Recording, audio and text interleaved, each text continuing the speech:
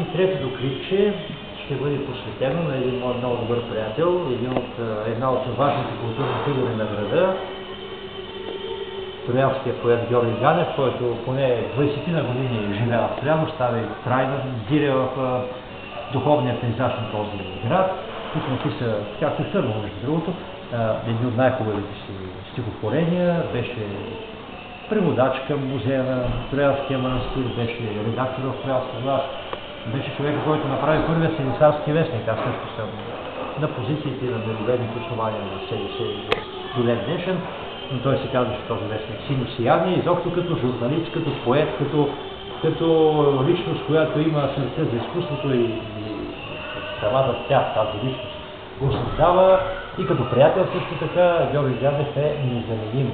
Помня тези неща, които по-късно той ги събрава в трите си стихотворки. Той на времето ние си ги разменяхме, по-скоро той ми ги даваше да ги чета още когато бяха на печатни листове, хартия, пишеща машина, набрани и дори тогава, защото аз виждаш, това е стихотворка и проекти за стихотворки от негова страна винаги се правили, още тогава почна да пише рецензия за него, защото поезията наистина си заслужаваше. Поезията на Георги Ганев. По-късно те издаваха, имаше лицензии и Георги вече оставя своята не по-малко състоятелна културна диря в един от най-значимите духовно отношения градове на България, съвременния Пловдив. Но докато беше Троян, той най-вероятно някъде в 1970 е написал това стихотворение.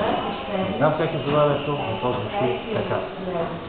Ти си спомен за всички жени, с които съм срещал зората, затова остани непозната, недокосна да ти общани. И дори в този миг да греша, ти ще бъдеш стълбана от днеска, като стара изваяна фреска в дълбините на моята душа. Никой друг тъй дълбоко не пускам, своя свят за света съм затворил, само с теб искам аз да говоря и чрез теб, ако мога, си спускам.